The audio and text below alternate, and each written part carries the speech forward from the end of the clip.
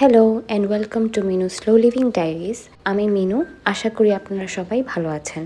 আমি জার্নালিং এবং প্ল্যানিং কিভাবে করি এটা নিয়ে একটা ভ্লগ করার অনুরোধ করেছিলেন বেশ কয়েকজন, তাই আজকে আমার এই ভ্লগটা করা। আমার পক্ষে যতটুক গুছিয়ে দেখানো এবং বোঝানো সম্ভব আমি করেছি।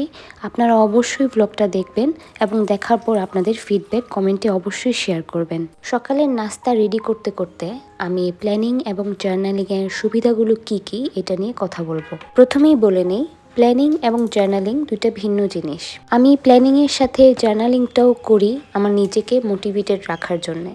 কারণ শুধু প্ল্যানিং করা মানে একটা কাগজে শুধু আমি লিখেই গেলাম আমি কি করব না করব, তখন ব্যাপারটা খুব একটা স্ট্রেস রিলিফিং মনে হয় না। এটার সাথে যদি আপনি একটু জার্নালিং অ্যাড করে নেন তাহলে কাজে একটা মোটিভেশন আসে। প্ল্যানিং বা জার্নালিং এর ক্ষেত্রে সবকিছু যে একদম পারফেক্ট এবং এস্থেটিক হওয়া লাগবে ব্যাপারটা এরকম না। এটার মেইন পারপাস হলো আমাদের মাথাটাকে ক্লিয়ার রাখা, স্ট্রেস ফ্রি রাখা। আমাদের সবারই তো কম বেশি এরকম হয় মাঝে মাঝে যে সময় অনেক অল্প কিন্তু অনেক বেশি কাজ, তখন আমরা স্বাভাবিকভাবে অনেক বেশি অ্যাংশাস ফিল করি। তখন যদি আমরা একটা কাগজে আমাদের কি কি কাজ করতে হবে এই কাজগুলি লিখে ফেলি তখন এই অ্যাংজাইটিটা অনেকটা কমে যায়। তারপর প্ল্যানিং করে রাখলে আমরা আমাদের কাজের ট্র্যাক রাখতে পারি, কোন কাজের পর কোন কাজ করতে হবে এটা আমরা ঠিক করতে পারি। যেমন ধরেন আপনার 3টা ইম্পর্টেন্ট কাজ আছে এবং 3টারই ডেডলাইন একই দিনে 3 দিন পর। এখন আপনি ঠিক করতে পারছেন না কোনটা আগে শুরু করবেন কোনটা শেষ করবেন, তখন আপনি যদি একটা কাগজে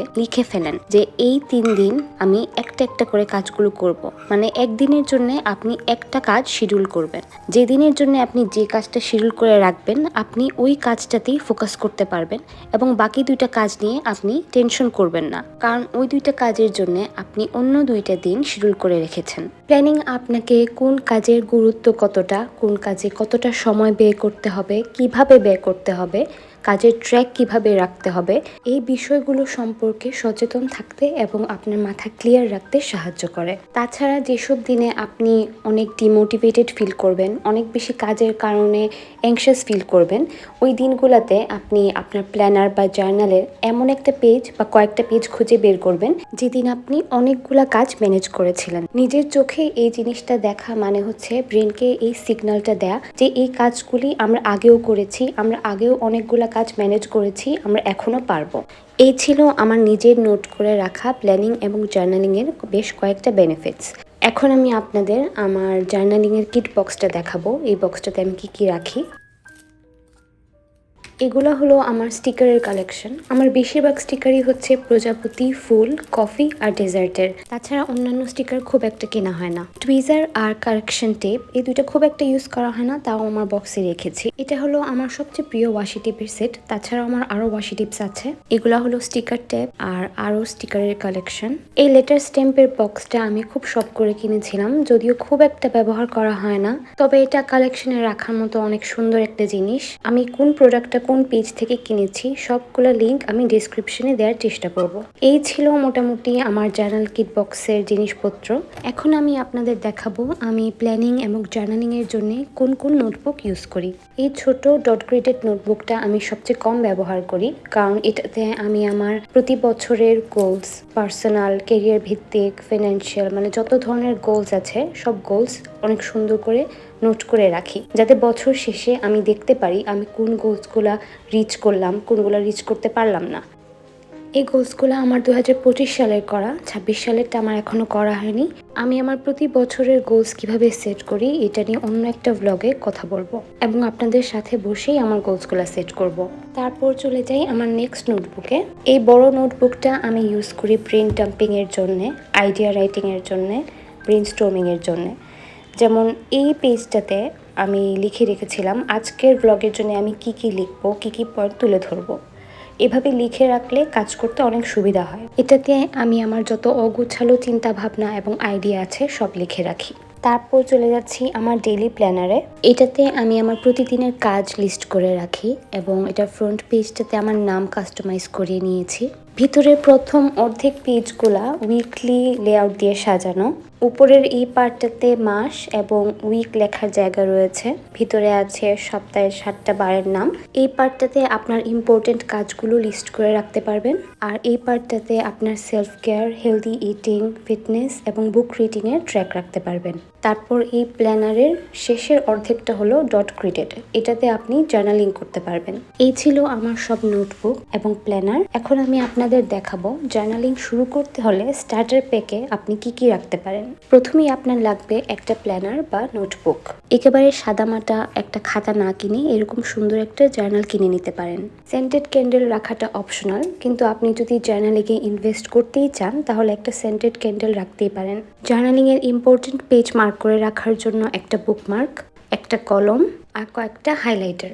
আমি সবুজ হাইলাইটার দিয়ে কমপ্লিট করার টাস্ক মার্ক করি, হলুদ হাইলাইটার দিয়ে যেটা পেন্ডিং আছে ওইটা মার্ক করি, আর এই পিঙ্ক কালারের হাইলাইটার দিয়ে আমি যে কাজটা করা হয়নি ওইটা মার্ক করি। স্টিকি নোট, পোস্ট-ইট নোট বা ট্যাব জার্নালিংয়ের বা প্ল্যানিংয়ের জন্য খুবই ইম্পর্টেন্ট একটা জিনিস। এটা আপনারা কমপক্ষে 2-3টা রাখতেই পারেন। তারপর এরকম স্ক্র্যাপ পেপার জার্নালিংয়ে বেশ কাজে লাগে।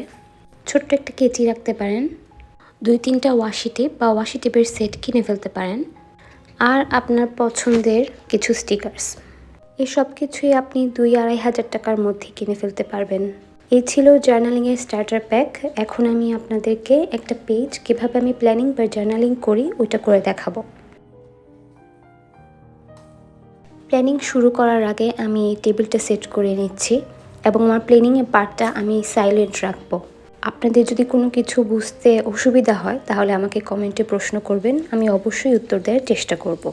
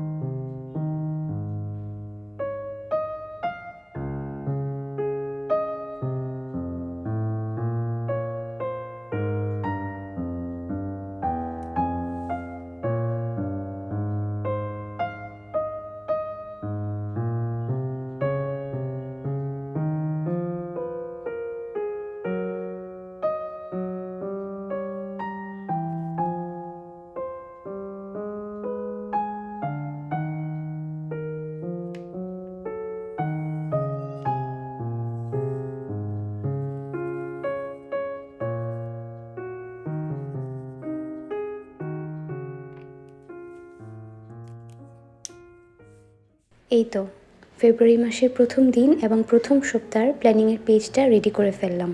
আজকের ব্লগটা আপনাদের কেমন লেগেছে আমাকে কমেন্ট করে অবশ্যই জানিয়ে দিবেন। শেষ পর্যন্ত ব্লগটা দেখার জন্য অনেক অনেক ধন্যবাদ। ভালো থাকবেন, সুস্থ থাকবেন। নেক্সট ব্লগে আবারও কথা হবে।